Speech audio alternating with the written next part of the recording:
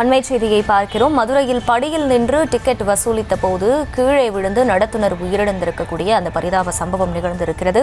விவரங்களோடு இணைகிறார் செய்தியாளர் பாலமுருகன். பாலமுருகன், இந்த சம்பவம் எப்போது நிகழ்ந்தது? போலீசார் விசாரணையின் முதற்கட்ட தகவல்கள் சொல்வது என்ன? முழு விவரங்கள். அதாவது மதுரை மாட்டுத்தாவணி பேருந்து நேற்று இரவு தஞ்சாவூர் நோக்கி அரசு பேருந்து ஒன்று புறப்பட்டிருக்கிறது.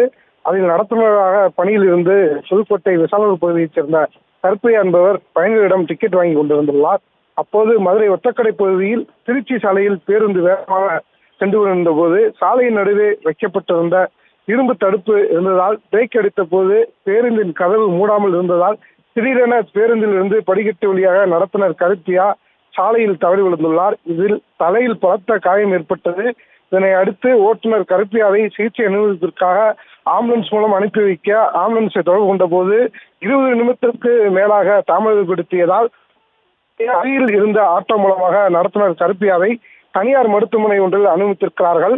அப்போது மருத்துவர்கள் அவர்கள் கருப்பையாவின் உடல் சோதித்த போது அவர் உயிரிழந்தது தெரிய வந்துள்ளது. இதனையடுத்து அவரது உடற்குறிவுக்காக மதுரை அரசு ராஜாஜி மருத்துவமனைக்கு அனுப்பி வைக்கப்பட்டது. அரசு பேருந்தின் கதவுகள் முறையாக மூடப்படாத நிலையில் சாலையிலே இருந்த தடுப்பு காரணமாக பிரேக் அடித்ததில் கீழே விழுந்து நடத்துனர் பரிதாபமாக உயிர்ந்த சம்பவம் பயணிகளிடையே சம்பவத்தை ஏற்படுத்தியிருக்கிறது. மேலும் கீழே தலையில் அடிபட்டு விழுந்த நிலையில் ஆம்புலன்ஸ் சேவை தாமதமானதாலும் உடனுக்குடன் சிகிச்சை அளிக்க முடியாத சூழல் ஏற்பட்டிருக்கிறது. தமிழகத்தில் ஏற்கனவே அரசு பேருந்துகளில் படிக்கட்டுகளை தனியாங்கி கதவு மூலமாக மூடுவதற்கு நீதிமன்றம் உத்தரவிட்ட நிலையிலும் அரசு பேருந்துகள் முறையாக பராமரிக்கப்படாத சூழலில் முறையாக கண்காணிக்காத நிலையிலும் இது போன்ற ஊர்களில் பயணிகளை தொடர்ந்து தற்போது போக்குவரத்து பணியாளர்கள் உயிரிழக்கும் சம்பவம் வருகிறது. ஒத்தக்கடை பகுதியில் சாலை வேகத்தடை மற்றும் போதிய மின்விளக்குகள் அமைக்கப்படாத நிலை தொடர்ந்து விபத்துகள் அதிகரித்து உயிரிழப்புகள் ஏற்பட்டு வருவது குறிப்பிடத்தக்கது.